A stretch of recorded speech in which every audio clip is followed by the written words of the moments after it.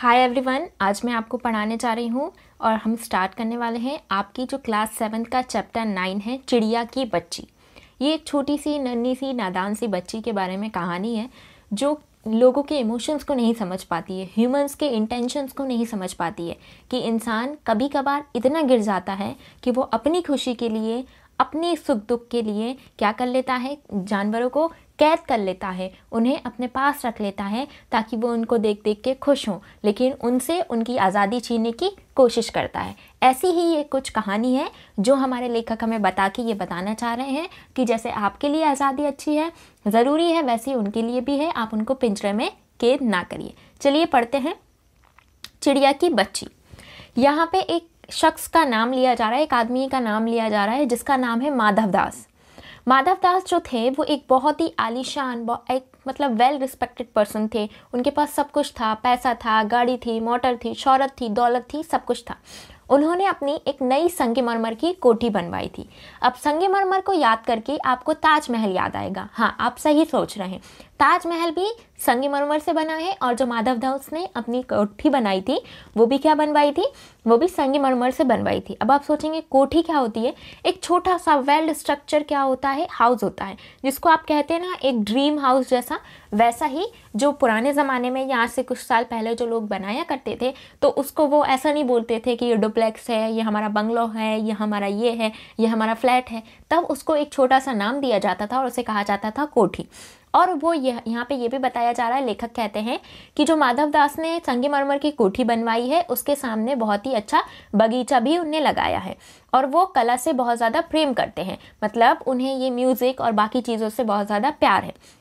उनके पास धन की कमी नहीं है, मतलब पैसों की कमी नहीं है, और वो बहुत ही अच्छे अभिरुचि वाले आदमी है। मतलब अच्छा सोच है, अच्छा खाना पानी है, उनका अच्छा पहनावा है। क्योंकि आपको ये तो समझ में आ ही गया होगा, जब इंसान के पास पैसा होता है तो वो हर चीज़, हर शौक़ को, हर चीज़ों को पूरा करने की कोशिश करता है। ऐसे कुछ माधव दास है। और उन्होंने जो बगीचा बनवाया है उसमें उन्होंने फूल पौधे भी लगवाए हैं, फुलवाड़ियाँ भी हैं और अलग अलग तरीके से फव्वारे लगवाए हैं, क्योंकि उन्हें ये अच्छा लगता है कि आसपास पूरे में ऐसे इधर इधर प्लांट्स हों और बीच में फव्वारे चल रहे हों। बीच में उन्होंने क्या है, हाँ, पानी के फव्वारे चल रहे हों, ऐसा उन्हें जो सीन होता है वो बहुत ही अच्छा लगता है। तो उन्होंने ये सब भी अपने उसमें करवाया है। और उनके पास समय की भी कोई कमी नहीं है। वो जब वो क्या करते हैं, जब वो सारी चीज़ों से थक जाते हैं या जब शाम का समय होता है, जब गर्मी थोड़ी सी, बिल्कुल सूरज डूबने वाला होता है, शाम आ जाती है, उजाला रहता है, तो वो क्या करते हैं, जब आसमान में आपको ने देखा होगा जब सूरज डूबने वाला होता है तो आसमान अपने रंग बदलता है। कैसे रंग बदलता है कि वो जब दोपहर होती है, पूरा दिन जब रहता है, तो जब सूरज अपनी रोशनी फैलाए रहता है तो क्या होता है, आसमान बिल्कुल आपको वाइट दिखेगा। लेकिन जैसे जैसे वो डूबने की उधर जाता है, रेडिश होता रहता है, थोड़ा धुंधली धुंधली सी छाया छाती रहती है। तो यहाँ पे ये बताया जा रहा है लेखक के द्वारा कि जब आसमान कई रंग का हो जाता है और शाम का समय होने लगता है, सूरज डूबने वाला होता है, तभी जो माधव दास हैं वो अपनी कोठी के बाहर चबूतरा जो है, चबूतरा मतलब एक तरीके से जैसे आपके कॉलेज स्कूल्स वगैरह में होता होगा ना, ऐसे बेंचेस वगैरह रख देते हैं, तो वैसे ही जो मिट्टी का सीमेंट का चबूतरा उनने बनवाया है उसमें वो क्या कर लेते हैं, तख्त डलवाकर, मतलब जो बैठने की चीज़ है, चाहे वो सोफ़ा भी हो सकता है, बेड भी हो सकता है, पलंग भी हो सकता है। तो यहाँ पे बताया जा रहा है कि जो माधव दास हैं वो इस समय, शाम के समय, तख्त डलवाकर वहाँ पे आराम से बैठते थे। वो देखते थे कि प्रकृति, मतलब इन्वायरमेंट में क्या क्या हो रहा है, और वो पूरे आसपास की चीज़ों को निहारते थे, पेड़ पौधों को निहारते थे, फूलों को देखते थे, अपनी पूरी कोठी को देखते थे और फिर देखते थे कि कितनी सुंदरता है, मतलब ये फूल कितने प्यारे हैं, ये सारी चीज़ें। और अगर उनकी मन को तसल्ली मिलती थी इन सारी चीज़ों से, और कभी कभार अगर उनके मित्र वहाँ पे आ जाया करते थे तो वो लोग वहाँ पे चर्चा किया करते थे, मतलब एक तरीके से डिस्कशन किया करते थे, बात किया करते थे। जैसे आप लोग भी एग्जाम से पहले डिस्कशन करते हैं, बात करते हैं कि नहीं नहीं मुझे ये आंसर नहीं आता, मुझे ये अच्छे से नहीं आता, मुझे ये बता दो, वैसे ही कुछ वो लोग भी अपनी जो उनकी लाइफ की जो भी चीज़ें थी उनको डिस्कस करते थे। और फिर यहाँ पे वो अगर उनका फ्रेंड नहीं होता था तो वो लोग क्या करते थे, मतलब जो माधव दास हैं वो क्या करते थे, वो जो फर्शी पे हुक्के रखे होते थे, मतलब ये आपको दिख रहा है कि ये पूरे आसपास पेड़ पौधे हैं और यहाँ पे ये फव्वारा चल रहा है और ये माधव दास है। अब यहाँ पे ये बताया जा रहा है जब उनके पास कोई दोस्त नहीं होता था तो वो हुक्का पीते थे और फिर ख्याल ही ख्याल में सोचते थे कि मेरी ज़िंदगी कैसी गुजर रही है और ये सारी चीज़ें। आप भी जब अकेले होते हैं तो आप सोचते हैं कि यार मैं और ज़्यादा पढ़ लेता तो मैं टॉप कर लेता या मैं टॉप कर लेती, मुझे ऐसा करना चाहिए था, मैंने ऐसा क्यों नहीं किया। तो ऐसे ही कुछ वो भी कुछ कुछ सोचते रहते थे। लेकिन आज का दिन कुछ अलग सा दिन था। क्यों अलग सा दिन था? क्योंकि आज आसमान में बादल थे, घटा जो थी वो भी बहुत ही ज़्यादा गहरी थी, मतलब बहुत ज़्यादा डार्क थी और धूप का प्रकाश उसमें से छन छन कर आ रहा था। माधव दास क्या कर रहे थे? वहाँ पे अपने मसनद के सहारे बैठे हुए थे। उन्होंने ज़िंदगी का स्वाद बहुत ही मिल चुका था, मतलब उन्होंने स्वाद लिया तो था लेकिन फिर भी उनके पास कुछ खाली खालीपन सा था। जैसे आप लोग कहते हैं ना कि पैसा है, गाड़ी है, सोना है, चांदी है, सब कुछ है, लेकिन फिर भी एक अजीब सा लगता है। आप लोग सोचते होंगे बॉलीवुड सेलिब्रिटीज़ के बारे में कि इन लोगों के पास फिर सब कुछ है, फिर भी क्या होता है, क्या रीजंस हैं कि लोग डिप्रेशन में चले जाते हैं। बहुत से लोग हैं सेलिब्रिटीज़ वगैरह या आप जो हैं बड़े बड़े प्लेयर्स जो हैं वेरियस स्पोर्ट्स के, वो आके कहते हैं कि मैं डिप्रेशन में हूँ। तो ऐसे ही कुछ किन के साथ था? माधव दास के साथ था। वो उनके पास सब कुछ था, उन्होंने ज़िंदगी की अलग अलग पल को जिया था, देखा था, लेकिन फिर भी क्या था? उनकी ज़िंदगी में थोड़ा सा खालीपन था। अब वो खालीपन क्या था ये वो खुद ही नहीं समझ पा रहे थे। उस दिन जब वो ये सारी चीज़ें सोच रहे थे तो देखते देखते जो गुलाब की डाली थी, मतलब जो गुलाब का पेड़ था, उसकी डाली पे एक चिड़िया आके बैठती है। वो चिड़िया बहुत ही सुंदर थी, उसकी गर्दन भी लाल थी, गुलाबी थी और बहुत ही नीली नीली उसमें किनारे पड़ी हुई थी, मतलब ऐसे छोटे छोटे शेड्स थे उसमें। और उसके पंख बहुत ही ज़्यादा चमकदार थे और उसका बहुत ही छोटा सा नन्हा सा सिर था, क्योंकि वो चिड़िया की बच्ची थी तो वो और छोटी थी। और उसके शरीर पे बहुत ही चित्र विचित्र चित्रकारी थी। आपने देखा होगा कुछ चिड़िया रंग बिरंगी होती हैं, उनमें वेरियस कलर्स होते हैं रेनबो की तरह। तो ऐसे ही कुछ ये जो माधव दास के पेड़ के ऊपर आके, गुलाब के पेड़ के ऊपर जो चिड़िया की बच्ची बैठी थी वो भी ऐसी ही थी, बहुत ज़्यादा सुंदर थी, चित्र विचित्र थी।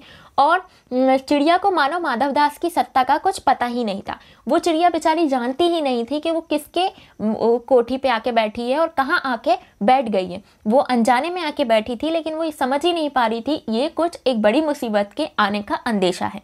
चलिए देखते हैं। फिर वो आराम करने लगी वहाँ पे, क्योंकि उसे पता नहीं था ये किसकी कोठी है, पेड़ किसके हैं और ये सारी चीज़ें। फिर क्या होता है बच्चों, जब वो इधर उधर हिल रही थी, फुदक रही थी, क्योंकि आपने देखा होगा जब कोई भी चिड़िया आती है तो वो एक जगह नहीं बैठती, वो दूसरी डाली पे उड़ के जाएगी, दूसरे पेड़ों पे उड़ के जाएगी। तो ऐसे ही कुछ वो चिड़िया की बच्ची कर रही थी, इधर हिल रही थी, उधर फुदक रही थी। तो ये सारी चीज़ें, वो बहुत ज़्यादा खुश मिजाज थी, मतलब बहुत ज़्यादा खुशी खुशी हंसती हुई, चींची करते हुए इधर उधर खेल रही थी। उस नन्ही सी जो चोंच थी, उसकी नन्ही सी चोंच, उससे वो प्यारी प्यारी आवाज़ निकाल रही थी। चलिए आगे देखते हैं। माधव दास को वो चिड़िया बहुत ही मनमानी लगी। क्यों? क्योंकि वो अपने मन के हिसाब से इधर जा रही थी, उधर जा रही थी, आराम से एंजॉय कर रही थी। तो ये सारी चीज़ें। फिर कुछ देर बाद वो चिड़िया का एक डाल से उड़कर थिरकना देखने लगे। वो आराम से उनके सारे जो भी चीज़ें वो कर रही थी, मतलब चिड़िया जो भी कर रही थी उसको वो देख रहा था। जैसे आप लोग भी जब आपके टीचर पढ़ाते हैं क्लास में तो आप देखते हैं कि मैम क्या कर रही हैं, मैडम क्या पढ़ा रही हैं, कौन सा टॉपिक पढ़ा रही हैं। कोई टीचर आ गई बाहर से तो अगर मैडम को बुला लिया उन्हें तो वो वापस बाहर कैसे जा रही, तो मतलब सारी चीज़ें आप देखते हैं। ऐसे ही कुछ माधव दास जो थे वहाँ पे बैठ के सारी चीज़ों को देख रहे थे कि ये क्या कर रही है, कैसे फुदक रही है, कैसे खुश हो रही है, कैसी आवाज़ें निकाल रही है। ये सारी चीज़ें, उनकी सारी चीज़ों की एक रिपोर्ट तरीके से वो तैयार कर रहे थे। और फिर उसके बाद क्या होता है, कुछ देर बाद वो जो चिड़िया थी वो एक डाल से दूसरे डाल पे थिरकने लगी। इस समय अपना बहुत कुछ भूल गए। उन्होंने उस चिड़िया से कहा, आओ तुम बड़ी अच्छी आई। अब यहाँ पे जब जैसे ही वो उसको देखा, उसकी सारी चीज़ों को देखा, तो जो माधव दास थे वो अपनी सारी चीज़ों को भूल गए। उन्हें याद ही नहीं रहा कि वो क्या कर रहे हैं या दूसरी चीज़ें। और फिर वो क्या कहते हैं, आओ तुम बड़ी अच्छी आई। वो कहते हैं कि आओ तुम बहुत अच्छी आई, ये बगीचा तुम जैसे लोगों के बिना बहुत ही सूना है, क्योंकि जब तक हरियाली नहीं होगी वहाँ पे बहुत से क्या नहीं होंगे, फूल पौधे तो हैं, लेकिन अगर चिड़िया नहीं होंगी, उनकी आवाज़ें नहीं होंगी तो वो क्या है, वो पूरा बगीचा सूना है। ऐसे ही कुछ माधव दास उस नन्ही सी चिड़िया की बच्ची को बताते हैं। और फिर वो कहते हैं कि सुनो चिड़िया, खुशी से यह समझो कि ये बगीचा तुम्हारे लिए ही मैंने बनवाया है। जब तुम्हारा मन करे तुम इस बगीचे में आ सकती हो। चिड़िया पहले बहुत ज़्यादा असावधान रही, उसे पता नहीं था कि ये कौन है, क्या कर रहे हैं। फिर वो कहती है घबरा जाती है, मतलब थोड़ी देर बाद घबरा जाती है। जैसे आप कोई काम कर रहे हो, आपसे किसी ने आके कहा कि तुम्हारी साइकिल जो है या तुम्हारी फ़ोन ही है या जो भी चीज़ है तुम्हारी बहुत ही इंपॉर्टेंट, वो गुम गई है, तो थोड़ी देर तो आपको लगेगा कि ये सामने वाला इंसान झूठ बोल रहा है। लेकिन जब आपको यकीन आ जाएगा तो फिर आप क्या करेंगे? जब आपको भरोसा हो जाएगा हाँ सच में गुम गई है, आप घबरा जाओगे। ऐसे कुछ चिड़िया के साथ हुआ। जब थोड़ी देर पहले माधव दास ने उससे ये सारी बातें करी थी कि तुम बहुत अच्छी हो, हमेशा आना, तो वो इतना कुछ नहीं समझी। लेकिन थोड़ी देर बाद वो क्या हो गई, घबरा गई। और वो बोलती है कि मुझे मालूम नहीं था ये बगीचा आपका है, थोड़ी देर सांस लेने के लिए ही मैं यहाँ बैठी थी। अब मैं, अगर मुझे पता चल गया है ये आपका है, तो मैं अब यहाँ पे आने से परहेज करूँगी, मतलब यहाँ पे मैं नहीं आऊँगी। माधव दास ने कहा, हाँ बगीचा तो मेरा है, ये संगमरमर की कोठी भी मेरी है, लेकिन सब कुछ अपना समझो, यहाँ पे सब कुछ तुम्हारा ही है। तुम कैसी भोली हो, तुम कितनी प्यारी हो, तुम बहुत ही अच्छी हो, तुम बहुत ही खुश मुझे लगती हो, मतलब तुम्हारा जो मन है वो बहुत ही खुश मिजाज है, मुझे तुम बहुत अच्छी लगी हो। चिड़िया बहुत ज़्यादा सकुचा गई, मतलब एक तरीके से एकदम से आप शॉक हो जाते हैं ना, वैसे हो गई वो। और उसे बोध हुआ कि उसे कोई गलती तो नहीं हो गई कि वो यहाँ पे आके बैठ गई, वो कोई एक मुसीबत को तो बुला नहीं रही है यहाँ पे बैठ के। ऐसी कुछ किसको लगा? ऐसी कुछ चिड़िया को लगा। फिर वो भयभीत होकर बोली कि मैं थककर यहाँ बैठ गई थी, मुझे नहीं पता था कि ये बगीचा आपका है। अगर आप बता रहे हैं कि ये बगीचा आपका है तो मुझे माफ़ कर दीजिए, अब मैं आगे से यहाँ पे आने से परहेज़ करूँगी, यहाँ पे मैं बिल्कुल नहीं आया करूँगी। तो ये सारी बातें जो हैं वो कौन कर रहा है? ये सारी बातें माधव दास कर रहे हैं। किससे? चिड़िया से कर रहे हैं। माधव दास ने कहा, मेरी भोली चिड़िया, तुम्हें देखकर मेरा जो दिल है, मेरा जो मन है वो बिल्कुल भयभीत हो चुका है, मैं बहुत ज़्यादा खुश हो चुका हूँ। मेरा बहल जो इतने दिनों से सुना था, आज ये पूरी तुम्हारी जो चहकती हुई आवाज़ है उससे गूंज उठा है। तुम्हें देख के मेरी जो रागनियाँ हैं, मतलब जो राग करने वाली लड़कियाँ हैं, वो भी बहल जाएंगी, वो भी बहुत ज़्यादा खुश हो जाएंगी। तुम कितनी प्यारी हो, यहाँ तो यहीं तुम क्यों ना रहो, तुम हमेशा मतलब यहीं क्यों नहीं रहती हो, तुम बहुत प्यारी हो। और मेरा जो मतलब ज़िंदगी में जो खालीपन था वो ऐसा लग रहा है कि भरता हुआ दिखाई दे रहा है। चिड़िया बोली, मैं माँ के पास जा रही हूँ सूरज की धूप खाने के लिए और थोड़ी सी हवा और फूलों से बात करने के लिए घर से उड़ के आ गई थी। मुझे शाम हो जाएगी, इसलिए मुझे शाम से पहले माँ के पास पहुँचना है, क्योंकि अगर मैं नहीं गई तो मेरी माँ सोचेगी कि मैं कहाँ हूँ। अभी अभी मैं चली जाती हूँ, आप सोच ना करें, ये गलत हो गया, मुझसे गलती हो गई कि मैं आपके बगीचे पे आके बैठ गई।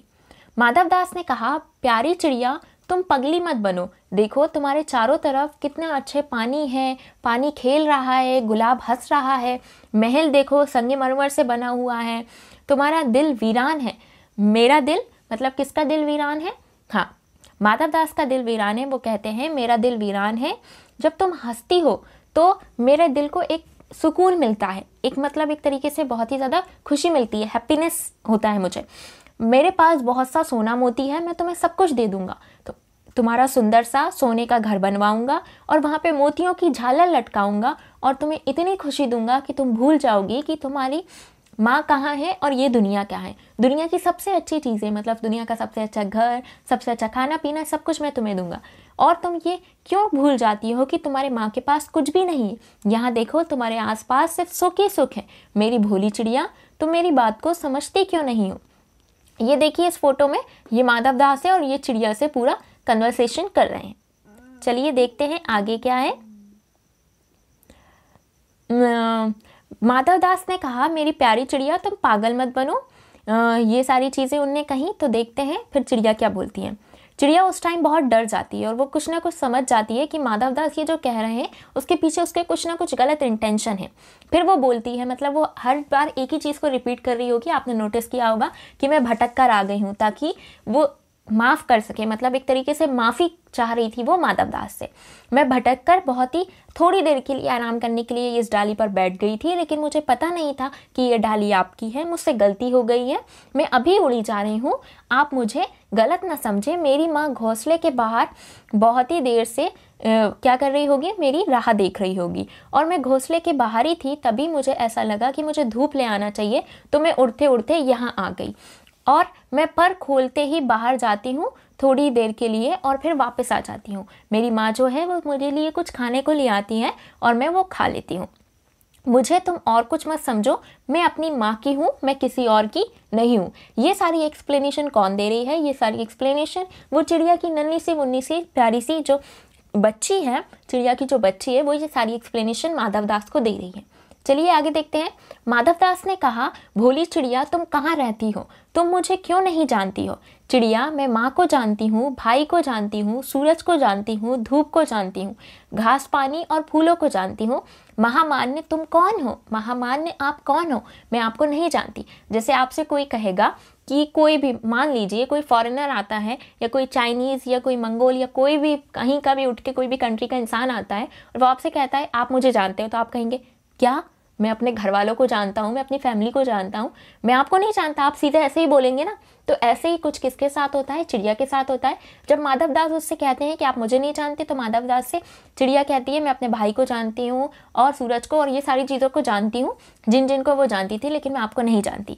तो फिर माधवदास कहते हैं तुम बहुत ही भोली हो, तुम मुझे नहीं जानती, मैं बहुत बड़ा सेठ हूँ और मेरे पास बहुत सारा पैसा है, तो मेरे पास आओ, मैं तुम्हें बहुत ज़्यादा खुश रखूँगा। तो चिड़िया कहती है मेरी तो छोटी सी बात है, आप मुझे जाने दीजिए, मैं अपनी माँ की हूँ और मुझे मेरे माँ के पास जाने दीजिए। मैं तो ये भी नहीं जानती ये सेठ क्या होता है, और आप सेठ हैं, होंगे सेठ, लेकिन मैं और कुछ नहीं चाहती आपके बारे में पूछना न बताना, आप मुझे जाने दीजिए।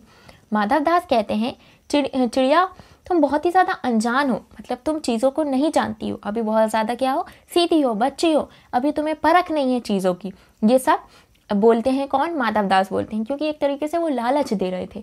वो कहते हैं कि मैं तुम्हें माला माल कर सकता हूँ, मैं तुम्हारी रातों रात किस्मत बदल सकता हूँ। अब तुम मेरी बात को सुनो। चिड़िया, तुम सेठ हो, मैं नहीं जानती सेठ क्या होता है। हाँ, सेठ कोई बड़ी बात होती होगी, लेकिन मुझे नहीं पता क्या है। लेकिन माँ मुझे बहुत प्यार करती हैं, वो मेरी राह देखती होंगी। मुझे माला माल करके आप क्या कर लोगे? मैं माला माल होकर क्या होंगी? मैं नहीं जानती कि माला माल क्या होता है, माला माल किसे कहते हैं, और तुम्हारा माला माल होना चाहिए क्या है। मैं इन सारी चीज़ों को नहीं समझती हूँ, इसलिए मुझे जाने दीजिए। ये सारी बात कौन बोल रहा है? ये सारी बात छोटी सी नन्ही सी चिड़िया बोल रही है। फिर सेठ जो है वो एक तरीके से फिर से उसको मनवाने की कोशिश करते हैं कि ये मान जाए। तो सेठ कहते हैं अरे चिड़िया, तुम बहुत ही बुद्धू हो, तुम बहुत ही ज़्यादा नादान हो, तुम सोना नहीं जानती, तुम चांदी नहीं जानती, तुम ये नहीं जानती कि मैं तुम्हारा जो पिंजरा है वो सोने का बनवाऊंगा और तुम सारे मतलब दुनिया की सारी खुशी जो है मैं तुमको दूंगा, फिर भी तुम ऐसा क्यों कर रही हो? तुम बहुत ही अच्छे हो, तुम बहुत ही अच्छी हो, तुम बहुत ज़्यादा खुश हो, तुम्हारे भाग्य खुल जाएंगे अगर तुम मेरे कोठी में रहोगी। मैं तुम्हारे लिए अच्छा सा पिंजरा बनवा दूंगा और तुम्हें बहुत ही खुशी के साथ रखूँगा। फिर वो चिड़िया कहती है मैं सोना क्या चीज़ होती है, मैं सोने को नहीं जानती। फिर सोने का मूल्य क्या है, सोने की वैल्यू क्या होती है, गोल्ड की वैल्यू क्या होती है, ये भी मैं नहीं जानती, मुझे ये सब नहीं सीखना है। माधवदास से वो कहती है और कहती है, लेकिन फिर से माधवदास उसे मनाने की कोशिश करता है और कहता है कि तुम्हारी किस्मत खुल जाएगी, तो मेरी बात सुन लो और यहीं रुक जाओ। दास दासियों की संख्या नहीं है, मुझे मेरा पितृ प्रसन्न हुआ है, ऐसा वरदान कब मिलता है। री चिड़िया, तू मुझे बहुत ही अच्छी लगी है, तुम यहीं रुक जाओ। चिड़िया कहती है सेठ, मैं नादान हूँ, मैं बहुत ज़्यादा कैसी हूँ, ना समझ हूँ, मुझे इतना कुछ नहीं पता, मैं ज़्यादा चीज़ों को समझती नहीं हूँ, मुझे देर हो जाएगी, मेरी माँ मेरी राह देख रही होगी, अगर अंधेरा हो जाएगा तो वो अपने घर का रास्ता भूल जाएगी। ऐसा कौन कह रही है? ऐसा चिड़िया बोल रही है, क्योंकि वो तो छोटी सी वो तो अगर उजाले में अगर आपसे ही कोई कहे, जब आप बहुत ज़्यादा छोटे थे, मान लीजिए कि आज से 2-3 साल पहले आपको लेके चलते हैं और आपसे कोई कहे अंधेरे में जाके आप अपना घर ढूंढ लो, तो आप भूल जाएंगे। ऐसे ही कुछ उस नन्ही सी मुन्नी से बच्ची के साथ हो जाता है कि वो जो चिड़िया की बच्ची होती है वो कहती है कि अगर मेरी माँ मेरी राह देख रही होगी, वो मेरे इंतज़ार में बैठी होगी, मेरे लिए हम क्या कर रही होगी, हाँ आट लगाए बैठी होगी, तो अभी मुझे जाने दीजिए, अगर अंधेरा हो जाएगा तो मैं अपना रास्ता भूल जाऊँगी। फिर सेठ कहता है ठहरो ठहरो, तुम अपने पास के फूल को तूने देखा, ये एक है, ऐसे अनगिनत फूल है। मतलब वो कहते हैं कि देखो तुम्हारे पास तो सिर्फ एक फूल है, मेरे पास ऐसे अनगिनत फूल है, मेरे बगीचे में बहुत से फूल हैं, अलग अलग रंग बिरंगे फूल हैं, तुम मतलब जिस तरीके के फूल चाहोगी, जो चाहोगी, मैं वो सब करने को तैयार हूँ। तुम्हारे आसपास सबसे अच्छे फूल खिलेंगे, तुम्हारे वहाँ घोंसले, यहाँ पे सब सारी चीज़ें हैं, लेकिन वहाँ घोंसले में सिर्फ तुम्हारी माँ है और तुम्हारी माँ के पास कुछ भी नहीं है, घोंसले में कुछ भी तो नहीं है, और कितनी सुंदर है तुम्हारी गर्दन, कितनी सुंदर हो तुम, कितने सुंदर हैं तुम्हारे पंख। मतलब एक तरीके से वो तारीफ़ करता है बहुत ज़्यादा उसकी। लेकिन फिर वो ये भी कहता है कि तुम अपनी वैल्यू मत भूलो, तुम ये मत भूलो कि तुम कितनी सुंदर हो। इसका क्या करो, इसका उपयोग करो। तुम माँ के पास जाके तुम्हें कुछ नहीं मिलेगा, माँ के पास सिर्फ एक घोंसला है और उसमें कुछ भी नहीं है। फिर चिड़िया कहती है, सेठ मैं अपने को नहीं जानती, इतना जानती हूँ कि माँ मेरी माँ है और वो बहुत देर से मेरा क्या देख रही होगी, हाँ मेरी राह देख रही होगी, और अगर अंधेरा हो जाएगा तो मैं रास्ता भूल जाऊंगी। चलिए देखते हैं। सेठ ने कहा, अच्छी चिड़िया, जाती हो तो जाओ, इस बगीचे को अपना समझना, जब मन करे आ जाना। ये सब जैसे ही जो सेठ था वो कह रहा था और उसने एक बटन दबाया। वो बटन क्या था स्टूडेंट्स? वो बटन बेल थी। बेल वैसे ही कोठी के जो सामने अंदर दरवाज़ा था वहाँ पे आवाज़ जाती है, तो वहाँ से झटपट एक जो दास होता है, नौकर होता है, वो वहाँ से भगकर आता है। और फिर चिड़िया कुछ भी नहीं समझ पाती कि यहाँ पे जो माधव दास हैं वो क्या करना चाह रहे हैं। सेठ जैसे ही उस नौकर को बुलाता है, वो उसको इशारा देता है कि इसको पकड़ने की क्या करो, कोशिश करो, इसको पकड़ने की कोशिश करो। तो फिर सेठ कहता जाता है, तुम अपने माँ के पास जाओ, माँ तुम्हारी बाट देखती होंगी, फिर कल आना, फिर परसों आना और रोज़ आना। ये कहते दास को इशारा कर देता है सेठ माधव दास कि इस चिड़िया को पकड़ने का कोई जतन करो, बंदोबस्त करो, मतलब पूरी प्लानिंग करो। सेठ कहता है, तुम बहुत ही सुंदर हो, तुम्हारे भाई बहन हैं? कितने भाई बहन हैं? तो जो चिड़िया है वो कहती है, मेरे 2 भाई हैं, मतलब 2 बहन हैं और 1 भाई है। हाँ, तो फिर वो कहती है, हाँ चले जाना, थोड़ी देर और बैठ जाओ।